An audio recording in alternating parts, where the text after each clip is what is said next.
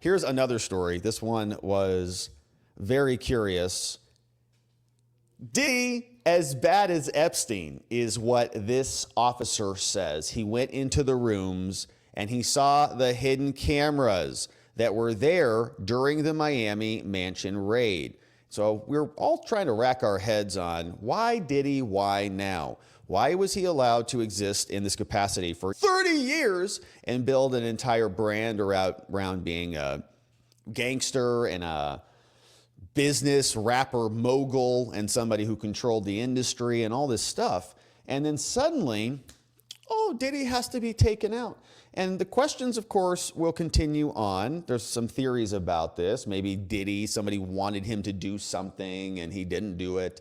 And so that caused the raid as some sort of backlash.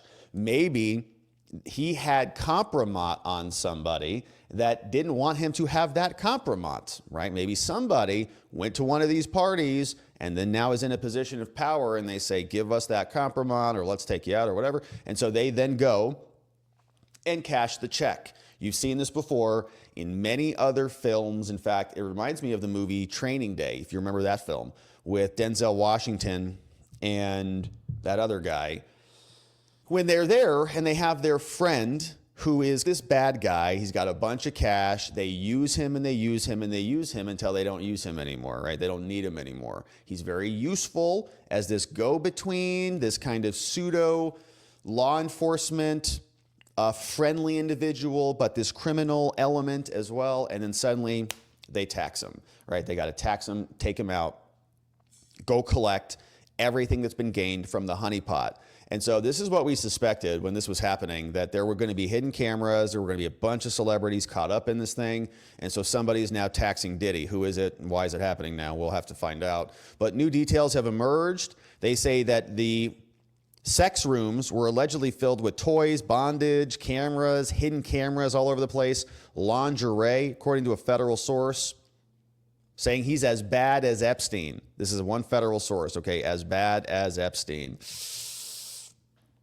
One of the Department of Homeland Security agents who helped raid the Florida abode claimed the music mogul had rooms that were dedicated to this indicting, with cameras all around. So if you were in one of those parties, you were being recorded from every possible angle, including angles you wouldn't have even known about at these freak-offs.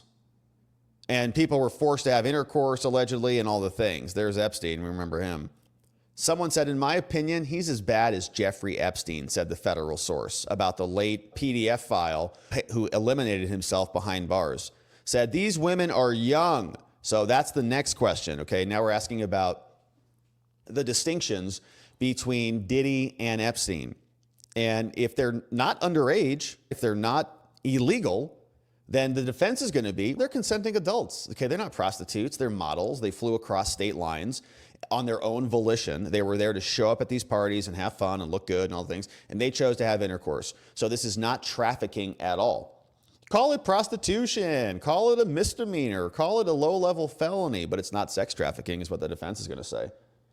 These were legal people. But if they're underage, then there's no consenting. And so now they're not consenting adults anymore. Now they're underage minors who are being trafficked clearly. So as soon as they find somebody who's underage in any of these videos, that's going to change the whole dynamic. But his defense attorneys are saying this wasn't trafficking at all. These are just freaky people doing freak-off stuff. And if they want to freak off all over the place, let them do it.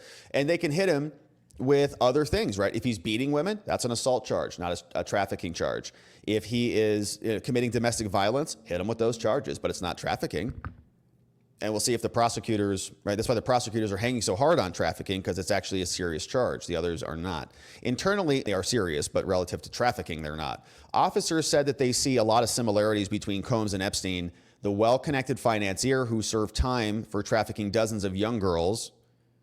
Epstein, who was awaiting trial, died in his jail cell. Okay. Now, on Tuesday, Combs was slapped with federal sex trafficking racketeering charges, according to the indictment. He coerced female victims into long sessions, and it dated back to a decade. Here's the raid. The indictment alleges that the women, some of whom were still teenagers, were coerced into these sessions with male prostitutes that were often recorded while he enjoyed himself. But the federal source said that Diddy would allegedly just watch the romps from another room. He was also able to watch the action remotely on his phone, cast it onto another TV in another part of the house. He didn't have to be in the room where it was happening. Weird. Now, Diddy's employees allegedly helped all of this, booked hotel rooms and so on, baby oil. Now, we have evidence that these women didn't feel like they were free to go, they said. Didn't feel like they were free to go? That's your evidence? Some woman's feelings? What? That there's video evidence that some of the girls are clearly out of it while these men are having intercourse with them. All right, yeah. Is that rape? Are they saying that's rape? Because that sounds like rape, but he hasn't been charged with that. And is Diddy the co-facilitator of that? Combs would often also keep videos of the sensitive, embarrassing, and incriminating sessions, sometimes without his victim's knowledge, as collateral.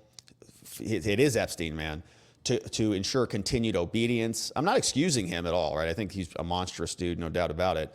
But my point is the prosecutors better have some better evidence. He faces 3 federal charges of racketeering, conspiracy, sex trafficking, and transportation to engage in prostitution. And their defense is that it's not, that these are just models and stuff. Now, the arrest comes after he was hit with a flurry of lawsuits. He was accused of years-long pattern of abuse. He was arrested by Homeland Security in New York. Say that some of the alleged victims are cooperating. These women are telling us things that we can independently verify with video evidence, physical evidence. These women have come forward and they're cooperating with us. They're very brave.